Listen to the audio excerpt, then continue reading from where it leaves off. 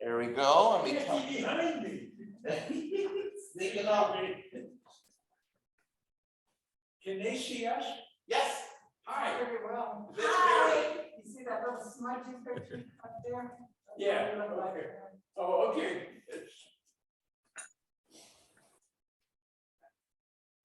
All right, welcome to Introduction to the Hebrew Bible, session 43. So we're moving through here. This is this third year, because we started this 2 years ago. So we started towards the end, so we're going to move through.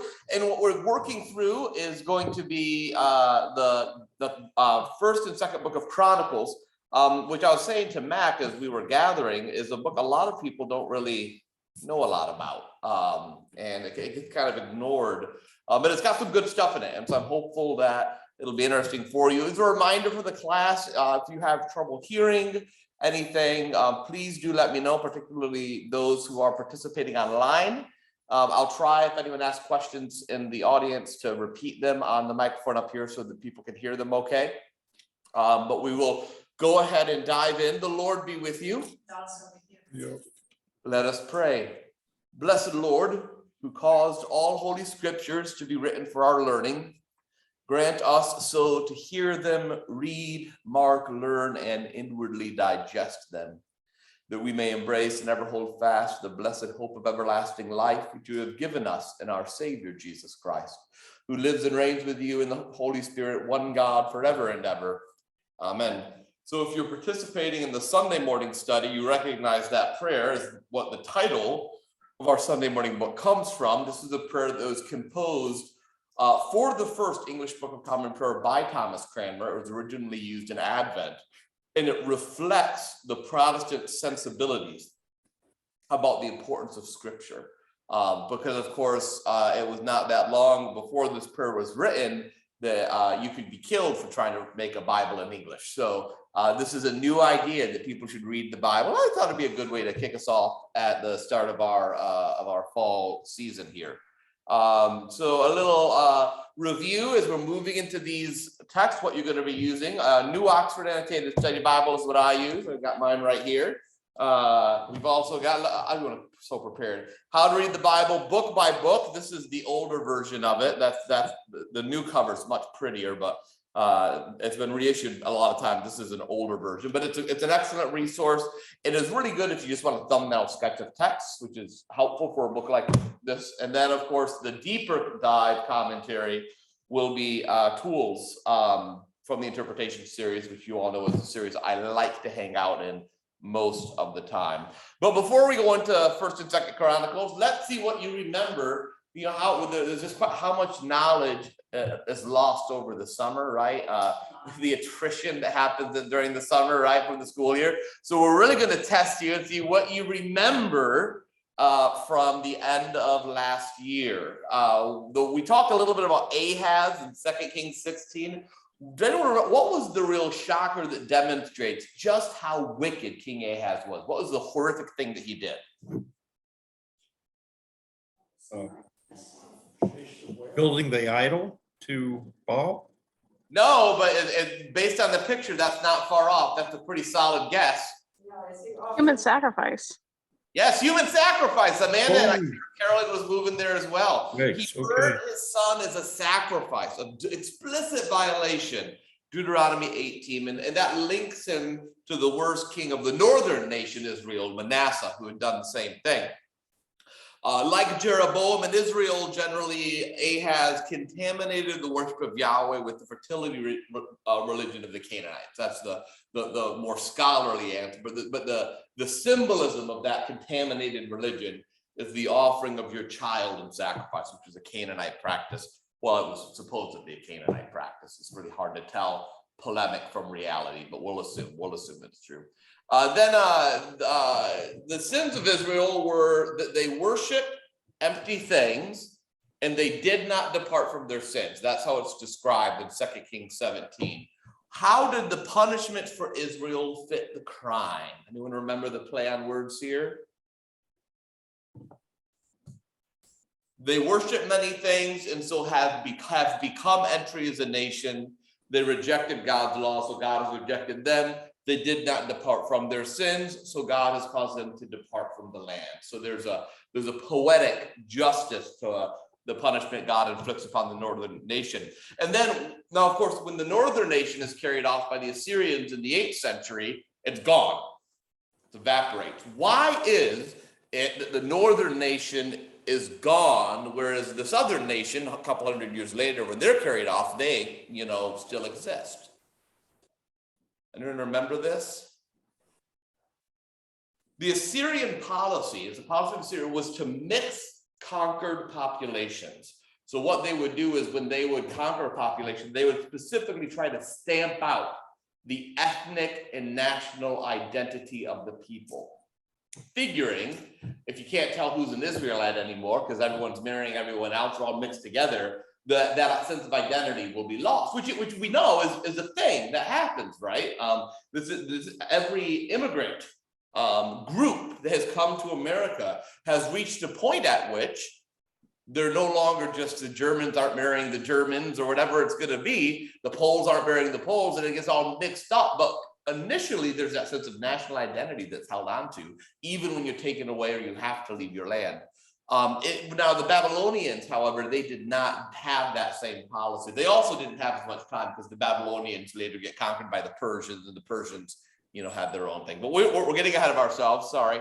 Why does the worship of Yahweh continue in Samaria after the exile?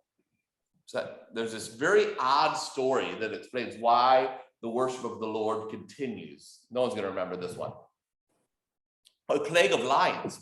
So there's a plague of lions, and so the Assyrian king sends back to Samaria an exiled priest of Yahweh. And the ancient site of Bethel then persists as an important religious center for the former inhabitants, of the former kingdom of Israel. So this is one of those etiological explanations. People at the time of the writing of First and Second Kings, they know there's still people up north worshiping Yahweh. They have to explain why that is, and so this is the old story that's told as well. After the exile, that a plague of lions, so the Assyrian king took one of those Israelite priests and sent them back so the worship of Yahweh could continue. Which would make you think something. It makes you think, then that must mean the people left in Samaria, which was the northern nation of Israel, became the Assyrian province of Samaria. So they must be the same thing as the Samaritans. That's what we would all assume, right? Is that accurate? Are those Sumerians, are they the forebears of what later became the Samaritans? Maybe not. I think there are more survivors of the northern kingdom than the kingdom of Judah thought, and the later kingdom of Judah, after they come back, are more mixed than they like to. Mm-hmm. Yeah. From the narrator's perspective, the inhabitants of Samaria are not the Israelites left behind, but a mixing of a variety of nations and religions. From a historical perspective, there were definitely Israelites left behind. You didn't carry everyone off. That's simply not a practical thing for an empire to do. The narrator wants to sever the connection. But that idea that these are the Samaritans is not historically accurate. There's no linear connection between the people left behind in Samaria and the later group of Samaritans. However, later Jewish interpretation of this text, that's what they said. That was a suggestion made by Jewish commentators in the kind of the post-Hebrew Bible world in the time of the intertestamental scriptures. And so they applied to their own despise with the Samaritans that, these were those people who were left behind after the northern nation was carried off. Scholarly, from an academic, a historical, and archaeological standpoint, we don't think there's an actual connection between those two groups, the Sumerian population and the Samaritans. But, we could be wrong. It could be that the Jewish speculation was accurate. But that's just an interesting point of historical reality. Who was the last and faithful king in Judah? And what prompted his reforms? We found a book, and we think we know what the book was. And who was that? Does anyone remember? Josiah. The great King Josiah. What did they find at the temple? This book of the law that had been missing, and they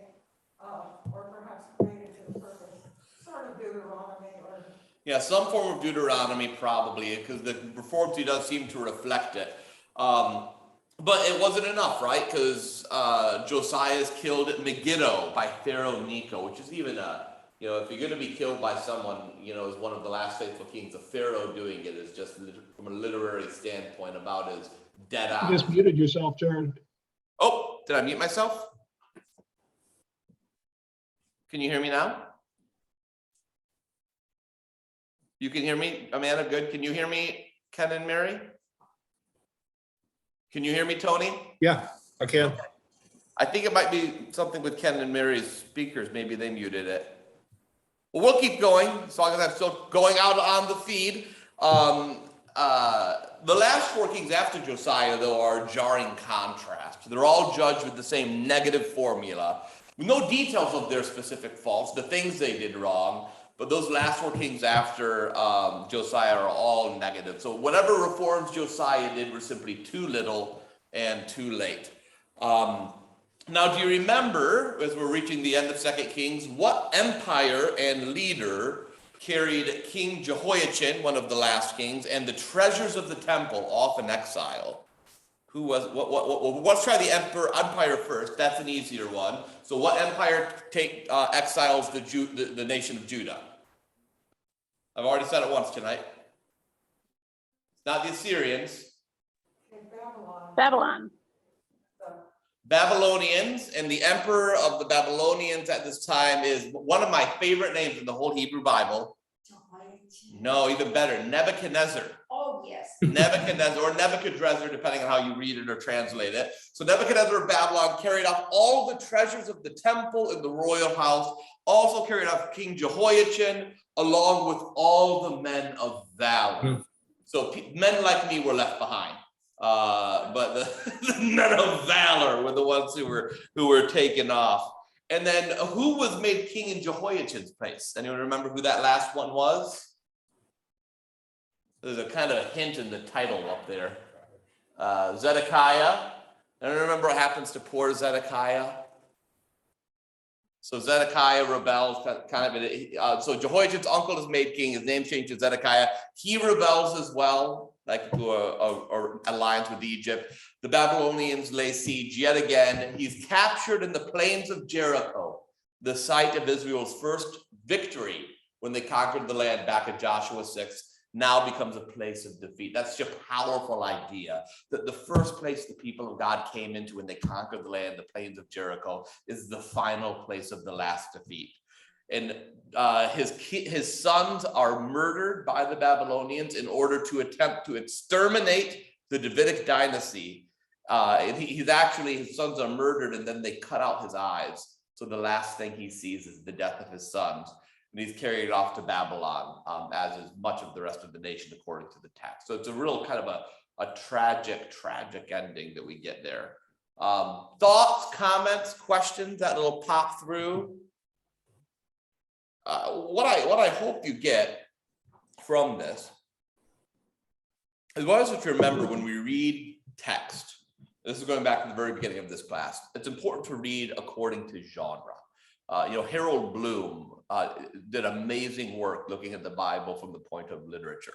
And when we read text according to the genre, we can understand what's going on. And a part of that as well is not just saying these are the historical books, because 1st and 2nd Kings do present themselves as historical books, but every articulation of history is trying to say something to today. Even if we want to pretend that the articulation of history can be an entirely unbiased thing, obviously we're incapable of not reading alongside of what happens today. The question is, do we tell the story inaccurately because we don't want to remember it, right? Or are we engaging in it honestly? And we don't know, of course, how much exactly is accurate in the books of 1st and 2nd Kings. But what we do see in 1st and 2nd Kings is in the same way that there was this cycle in the book of Judges of things just getting worse and worse and worse. You see even in the book of Kings that nothing is as good as those United Kingdom days of David and Solomon. But hopefully you also catch on to the fact that the United Kingdom was a very brief thing. Before the United Kingdom, they were a federation of tribes with no real leaders, just tribal chieftains. After Solomon, they're a divided kingdom. So this idea that exists in our heads of like the nation of Israel with the king didn't barely exist for barely any of the actual history of the people of Israel. Most of it was a time of failure and struggle and sin. And as well as when we get to the prophetic works, what I think will be helpful is in the prophetic works, you really get to dive deeply into some of the reasons behind the national decline of Israel. So it's not really the kind of the Sunday school version of the story is what we're going to do. Now, we're going to do a different type of history beginning with tonight, and that is talking about 1st and 2nd Chronicles. So the books of 1st and 2nd Chronicles take a very different approach to history than 1st and 2nd Kings. This is a post-exilic creation, whereas 1st and 2nd Kings was probably began to be put together in the form we have during the exile. This is after the exile, and it's largely a positive history of Judah's kings. There's not nearly as much negative stuff here, and it's very focused on Judah's kings with a strong emphasis on the temple and worship, much more so than what you get in the books of 1st and 2nd Kings. The books of 1st and 2nd Chronicles is actually, they're the last books in the Hebrew Bible, because we have to remember the Hebrew Bible is the Tanakh, and the order of the Tanakh is different than the way Christians order the Old Testament or the Hebrew scriptures. We order them in a very different way. The Tanakh consists of 3 parts: Torah, which are the 5 books of Moses; Navaim, which are the prophetic works; and Ketvaim, which are the writings. And so that's the tripartite separation of the Tanakh. And 1st and 2nd Chronicles is how the Hebrew Bible ends. That's the end of their story.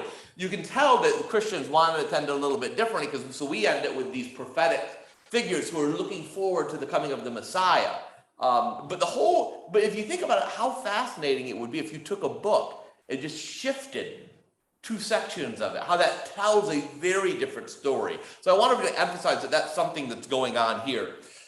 1st and 2nd Chronicles also works very hard to emphasize the continuity of the people of Judah through the exile and beyond, emphasizing the loyalty of David and Solomon, saying that should be the model for their current post-exilic time of restoration, along with the importance of the temple and the worship. And if you think about it, if you've come back from exile, you're rebuilding your nation, these are the things you'd want to key in on.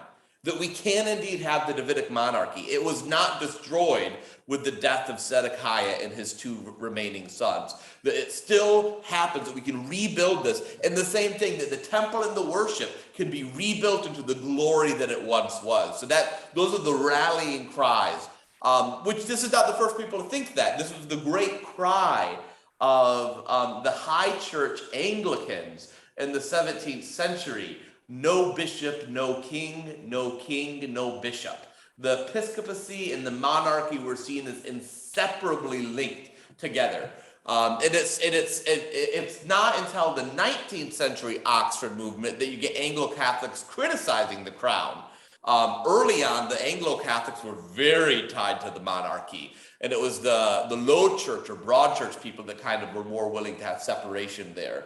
So this exists in that way, that those 2 things have to be held together for the good of the people, which of course, if we remember from 1st and 2nd Kings and 1st and 2nd Samuel, that's what David was trying to do, right? We really emphasize that David was trying to unite the worship of the people in Jerusalem as a means of uniting the nation. And one of the sticking points after David and the separation is whether or not you are allowed to worship in places other than Jerusalem. And that fight continued and persisted long after his time. So the goal of 1st and 2nd Chronicles to emphasize that union, to emphasize the temple in Jerusalem, that this is how we're going to refine ourselves as a nation.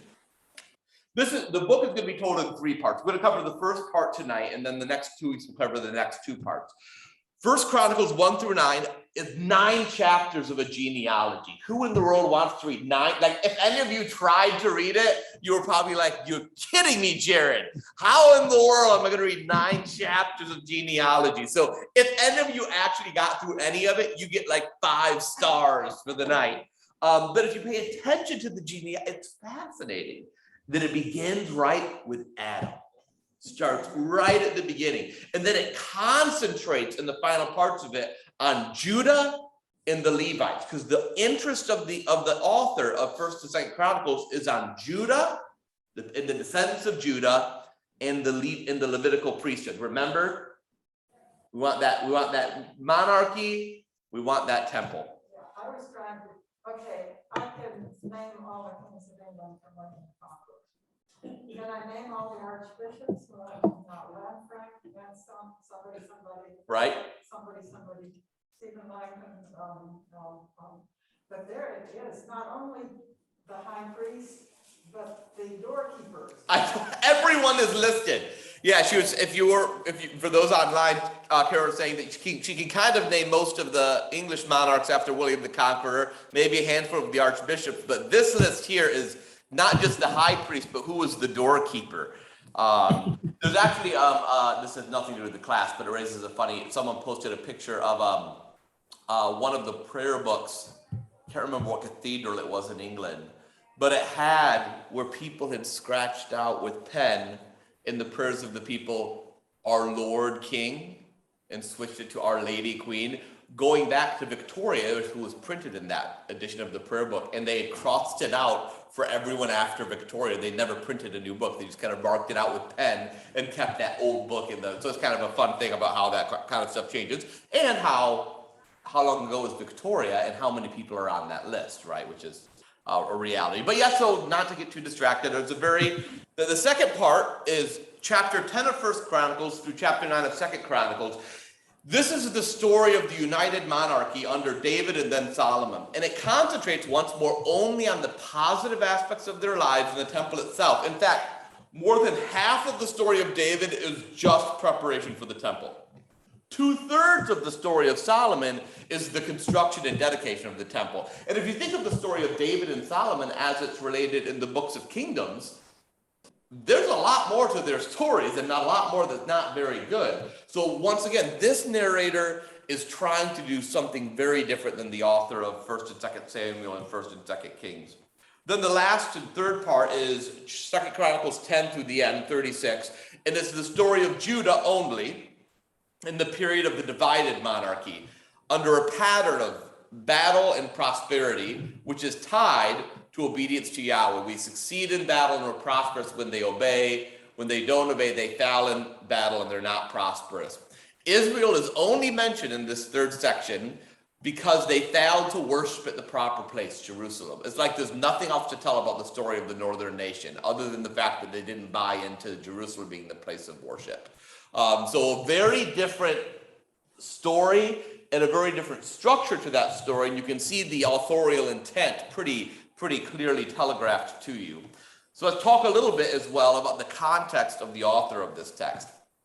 The era of the Chronicler, as I said, is a time of restoration. So at the end of the 6th century, 589, 588 BC, 587, around that time, when the people come back, it's the end of the 6th century. What we have to remember is that restoration was very slow going. It was repeatedly postponed. The temple projects just went on and on. It wasn't like the people came back and rebuilt the Temple of Solomon in all its glory. Far from it. In fact, the reconstruction only picked up with the systematic reforms of Ezra and Nehemiah in the middle of the 5th century. So there's almost a full generation of really kind of halfway work done on the temple. The nation still kind of left devastated. It wasn't really Ezra and Nehemiah that picked up steam there. And this is likely when the chronicler wrote in the identity crisis of the Persian province of Judah. Because remember, when the exiles come back, it's not to an independent Judah. Judah is a province of the Persian Empire. King Cyrus of Persia was kind of a cosmopolitan sort of leader. So the old idea before Cyrus was you want, when you conquer a nation, you want to mix them all up. You want to embarrass their gods to demonstrate that your gods are better. This is kind of what you do. Cyrus said, no, if I want a happy empire, I'll let the people worship their own gods, put them right in their own land. As long as they pay taxes and keep the peace, I'm happy. Which, if you think about it, is not that far off of a. So he was a very forward-thinking, progressive person for his time, and who brought the exiles back because he believed it made better imperial sense than it did to follow the way that the Assyrians and then the Babylonians did. I mean, you think of it kind of as fish in the sea, because the Assyrian were the big people until the Babylonians came and ate the Assyrians, and then the Persians come and they become the great empire. Then after they meet Persians, the Greeks, and then the Romans. So you have this. And what's fascinating, if you know your history of Western civilization, if you can remember that class from way back in college, is the way in which each imperial era functioned a little differently in the way they thought they could keep their empire. And of course, the fact of the matter being, right, none of them finally could in the end. No empire lasts forever, not even the great empire of America, much to our dismay or delight, depending on your view. The restoration, it's important to note as well, has been a far cry from the glorious second Exodus envisioned by Isaiah. You know, think of Isaiah, comfort, comfort you, my people, make straight in the desert a highway for our God. This beautiful restoration that Isaiah believes is going to happen. The people come back, and it's a handful of Jews. There's no way they have the money or the resources to come close to rebuilding the Temple of Solomon. In fact, the temple of the post-exilic period was kind of a little embarrassment compared to the greatness of the Solomon, which is why Herod, trying to cement his role, poured so much money into the temple he built in Jerusalem, because he knew that the temple, anyone knew who read the scriptures, that the temple of the post-exilic area was a small thing. It was not the glorious thing image that we have of the Solomonic temple. And so there's a sense of spiritual malaise. The people are kind of exhausted, and they're tempted to sort of give up on everything. So this is an important point. The positive portrayal of David and Solomon isn't whitewashing. It's not an attempt at kind of towing a new line. Everyone knew that David and Solomon were no good. The books of 1st and 2nd Kings, those books were probably already written and circulating. What the Chronicler is trying to do instead is to draw from the story of the people to give them hope as they rediscover their national identity. So this is, of course, an interpretive point I would make. I don't fault the Chronicler, because I don't think the Chronicler is trying to tell the single most accurate history. The Chronicler is trying to tell a history to the people that will inspire them to be more and better than they are today, that will call them back to who they once were. So you can think of it in two ways. Either you think of the Chronicler as respinning the story, kind of the way that Adolf Hitler respun the story of Germany to kind of build support, and it's kind of a negative thing you kind of poo-poo on. Or you can think of the Chronicler as kind of spinning the story differently in the way that some authors will do when it comes to, I want to tell you the good of the people the good parts of the story of the U.S. It's not that I don't think the bad parts exist, but I want us to draw inspiration from the things we did well. And it's really, I think it's a good question in conversation, because we have to remember the idea of a methodical scientific approach to history is largely an invention of our time. There were some people that did it a little bit like that. You can see that in the Gospel of Luke and other things, but nowhere near the way we approach the science of history today. So it's important not to be anachronistic and try to read our approach to history back on. And I think to give a charitable view to the Chronicler is an exercise in suspending your suspicion or suspending your disbelief that maybe there's a reason the people need to hear a good story for a change. Yeah, Carolyn? All those genealogies, which I find incredibly boring. But look how popular Ancestry DNA is. Oh, right, yeah. When it's your ancestors, and when you can tie yourself to some great event, even if the ancestor you discover is a scoundrel, it's interesting because it's part of. Yeah. People want to know, and particularly of people who had been exiled for 70 years, they want to know the story of where they came from. And the idea that not only can we chart our story back to the people that were carted away, we can chart our story back to Adam. That we can show that we were a part of God's people and God's plan from the inception of humanity. That would be a very ennobling thing for an impoverished, marginalized nation that had its entire life and religion decimated by imperial warfare. I don't really fault them for wanting to have a good story to give themselves a sense of meaning. The chronicler also seems interested in the role of the nations. This is another distinct concern of the chronicler. In the midst of his audience's sense of insignificance, he reminds them that not only are the nations ultimately under the control of Yahweh, but he places Psalm 105 in the midst of the narrative and emphasizes that God's goodness to Yahweh will be the source of making Yahweh known among the nations. This is the blessing of Abraham back in Genesis 12, right? So not only does he want to ennoble them, he wants to remind them that all of these other nations that seem so much more powerful than you, they're all under the control of the Lord as well. And your job, oh you little Judah, is to be the place where God's goodness will flow out to the rest of the world. It's that, once again, trying to draw that hope, build that enthusiasm, build that excitement.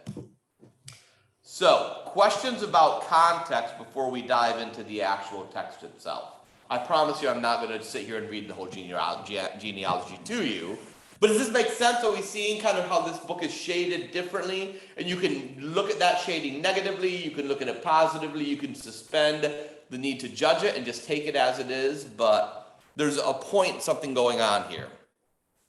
Hearing none, we're going to dive in. All right, 1 Chronicles chapter 1.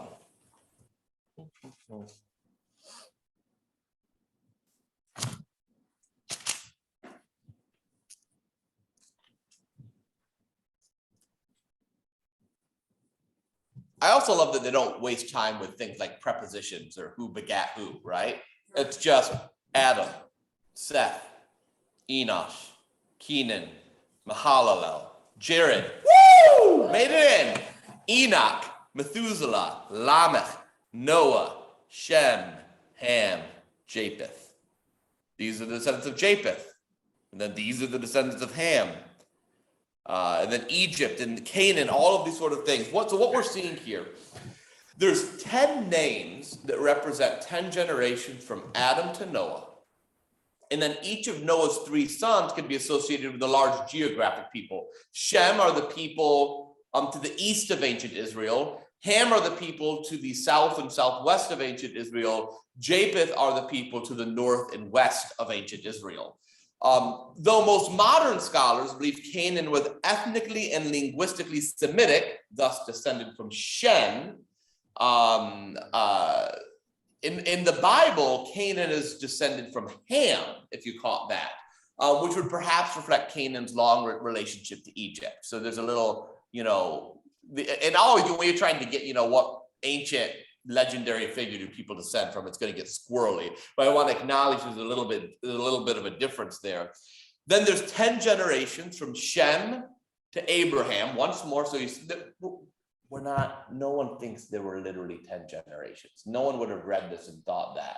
You're trying to draw a picture. So don't get too caught up on this. So people that sit down and use stuff like this to figure out how old the earth is are in a fool's game. And then there's a genealogy for both Isaac and Ishmael, which is interesting, right? The Ishmaelites are associated with the northern part of the Sinai Peninsula in northwest Arabia, so it's largely Arabic people. Jacob is always referred to in 1 Chronicles as Israel. He's never called Jacob, signaling, right, that bond between the nation and its ancestors. Remember, Jacob's name was changed to Israel when he wrestled with the angel. They never give him his old name here. He's always known as Israel. Esau, of course, is Israel's brother, and the Edomites, the descendants of Esau, are presented as Israel's neighbor to the southeast. And of course, they're given kind of a large role in the genealogy, given that close history with Jacob and Esau, its brothers, and also the fraught relationship the ancient nation of Israel had with the Edomite nation that we get in the prophetic text. So that's kind of from Adam all the way to Israel, kind of what he's trying to stretch out there. Thoughts, comments, things you'd notice? Then chapters 2 to 4 sketch out the primacy of Judah in the narrative. Beginning, these are the sons of Israel: Reuben, Simeon, Levi, Judah, Issachar, Zebulun, Dan, Joseph, Benjamin, Naphtali, Gad, and Asher. The sons of Judah: Onan, Shelah. These three the Canaanite woman Bathshua bore to him. Now Judah's firstborn, was wicked in the sight of the Lord. He put him to death. His daughter-in-law Tamar also bore him Perez and Zerah. Judah had 5 sons in all. The sons of Perez: Hezron and Hamul. The sons of Zerah: Zimri, Ethan, Herman, Calcol, and Dara, 5 in all. The sons of Carmi: Acre, the troubler of Israel, who transgressed in the matter of the devoted thing. And Ethan's son was Azariah. The sons of Hezron, who were, and then it kind of goes on and on again. So we're seeing it again. So as the story of Israel, the person Israel, is told, the chronicler begins here with this very long genealogy of Judah. So it's very clear the chronicler, Judah, is who is central, as you see in these next few chapters here to the story.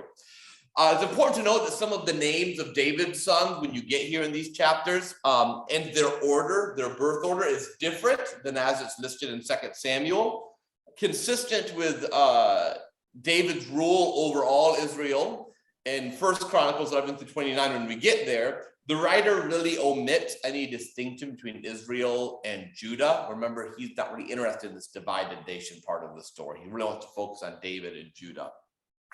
Josiah then takes central role in the second half of chapter 3. Remember Josiah, that last great reforming king? Chapter 3 gives a lot of attention to his offspring.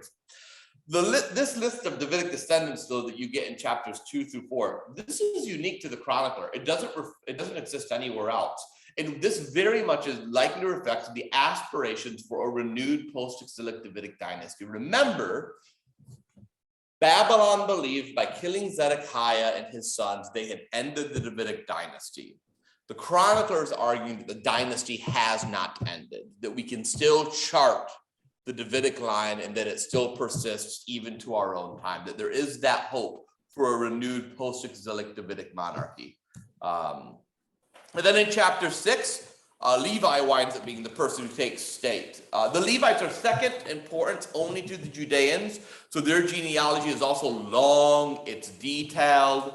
A priestly line is traced from Levi in the ancient period all the way to Jehozadak, who was taken to Babylon in the 6th century. This is also something unique to the chronicler. He wants to be very clear that priestly line continues and persists. This is like what you sometimes get Anglo-Catholics, or they get very fascinated wanting to prove up their apostolic succession, that the orders are valid. So the chart, well, this bishop ordained me, and this bishop was ordained by this bishop, and this, all the way, they'll draw the list all the way back to the apostles. They're very concerned with, I can show that the apostolic line was continued specifically all the way down. I mean, that's the argument. The Catholic Church, Anglicans get caught up in it. Orthodoxy is not as interested in it. But that I need to trace my line to the very beginning to guarantee that my role, my religion is authentic, that I am an authentic and legitimate person in that line. Scholars debate in Chronicles the origin of David's main priest Zadok, or Zadok, however you want to pronounce it. Some have suggested that Zadok was originally a Canaanite, that he wasn't even from the Judean people. It's the genealogy of Chronicles that's the first to explicitly tie him to the lines of Aaron and Levi. That was not explicitly done in other texts. It's Chronicles that says, no, Zadok was indeed from the Aaronic and Levite lines. 12 generations precede Zadok in the time of the monarchy of David. 12 generations follow him until you get to the exile. So Zadok represents that halfway point between the ancestral period and the exile, mirroring in the same way that David is kind of the highlight of the story of the people of Israel. You'll notice the chronicler is fascinated with Levitical choirs. Holy smokes, 30 times the role of the Levitical choirs appears in this text. It would make Nick Palmer enthusiastic. The deep concern for the Levitical choir. See, Ken and Mary are enjoying it very much, I hope. The Levitical choirs are intrinsic to the system of worship. So the genealogy of them is also there justifying the institutions of post-exilic Judah. We have to demonstrate, as we're trying to reform the nation, bring our religion back, that these choirs that we have in the temple, they date all the way back to Levi as well. There's a fascination with trying to draw all of these connections so you can believe that what you have is authentic. And then we get to post-exilic genealogy at the end in chapter 9.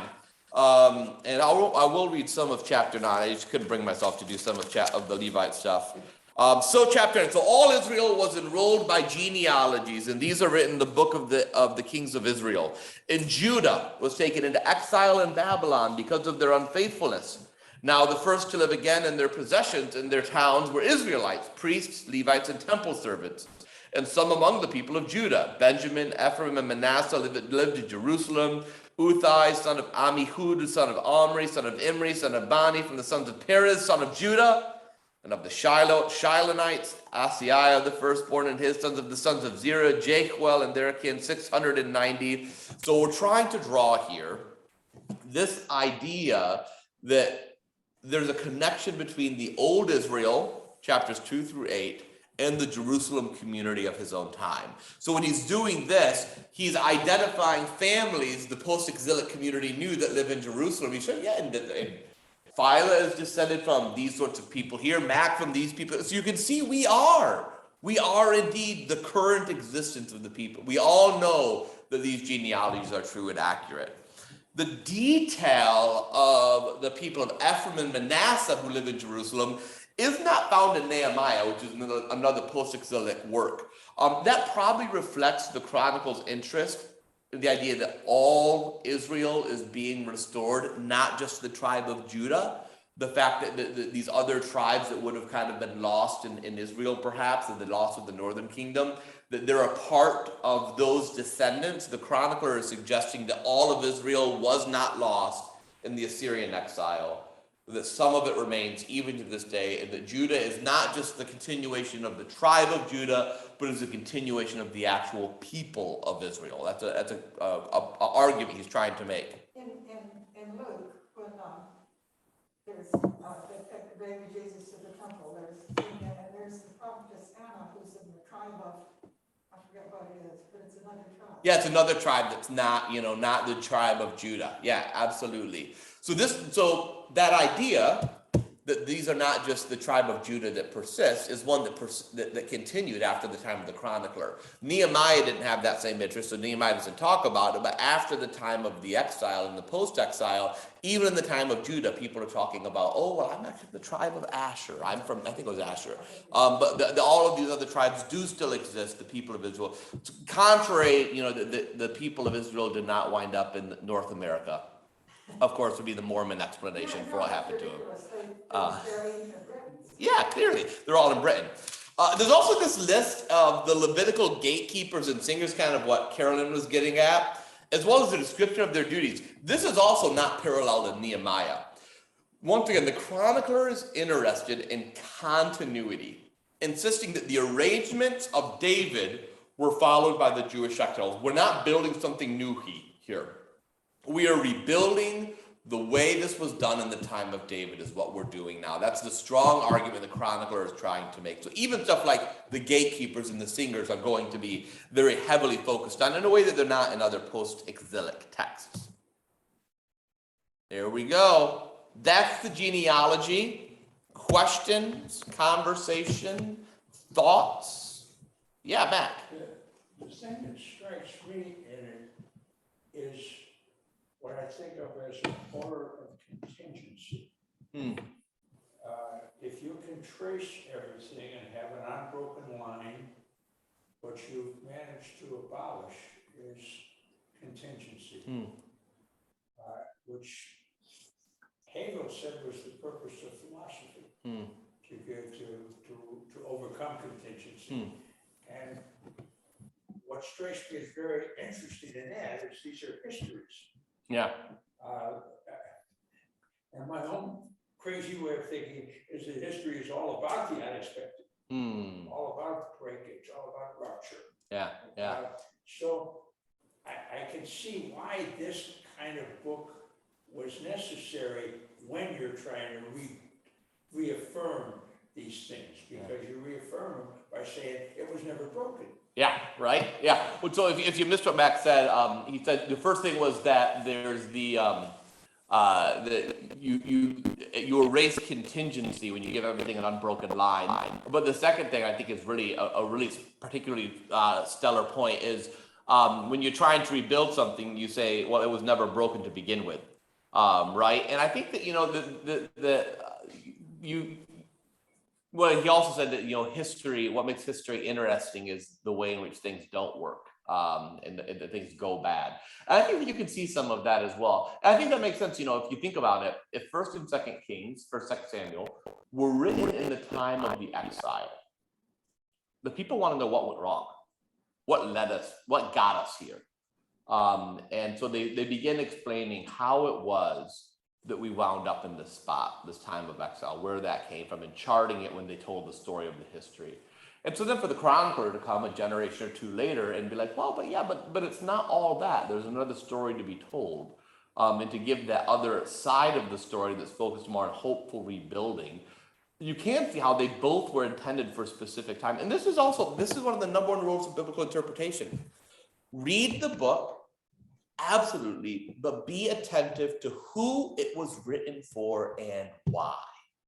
You can't think this was written to me here living in Grand Haven right now to try to follow.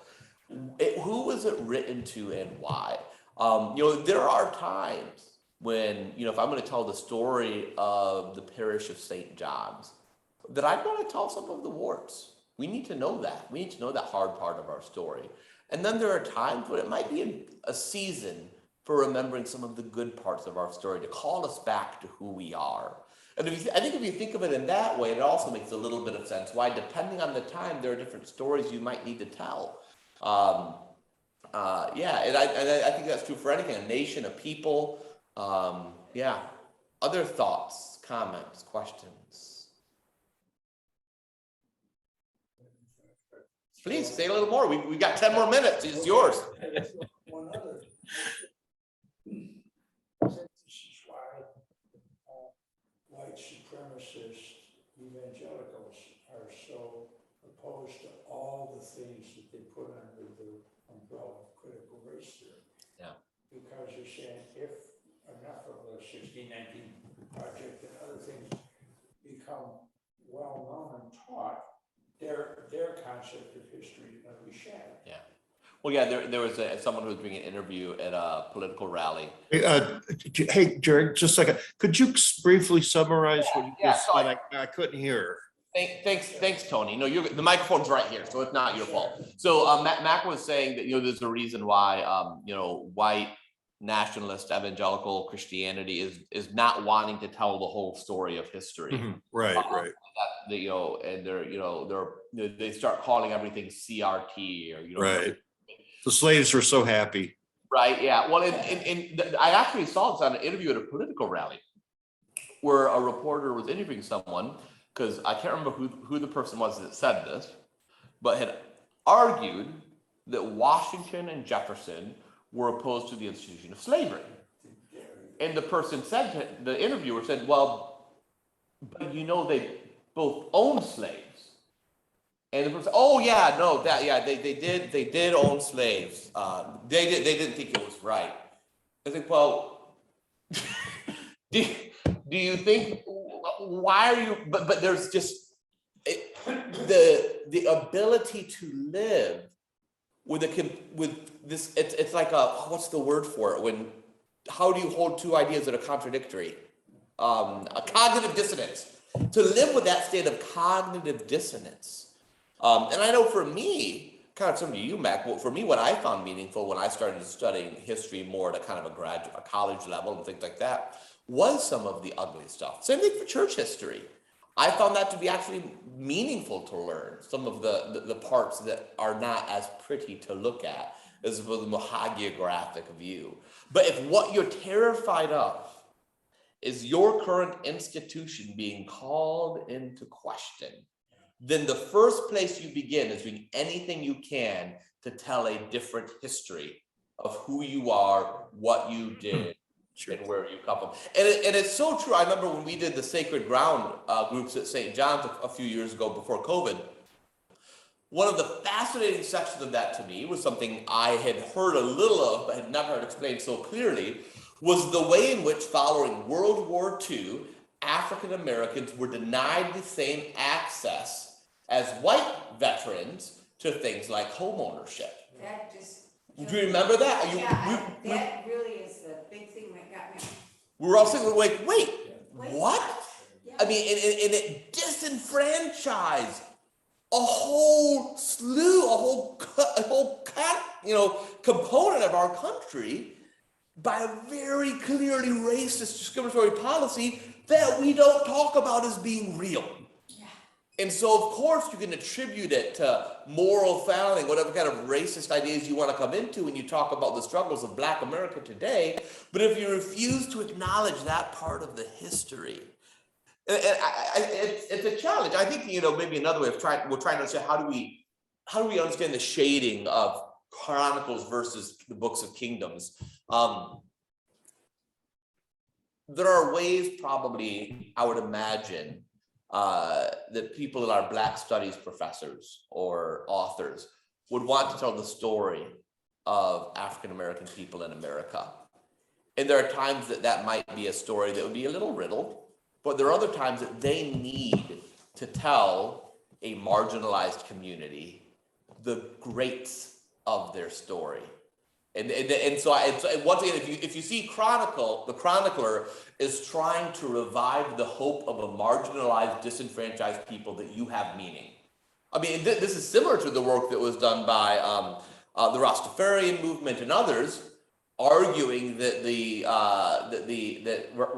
people of Judah are indeed what was his name? That king, you know what I'm talking about, right? From the 60s, who was a king in Africa. Anyways, but it was the same. Lacy. Yeah.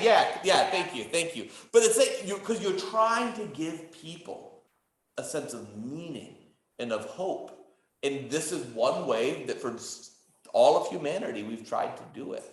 And of course, this is why Episcopalians like to walk around and talk about, 1/3 of the signers of the Declaration of Independence were Episcopalians. 25% of the presidents have been Episcopalian.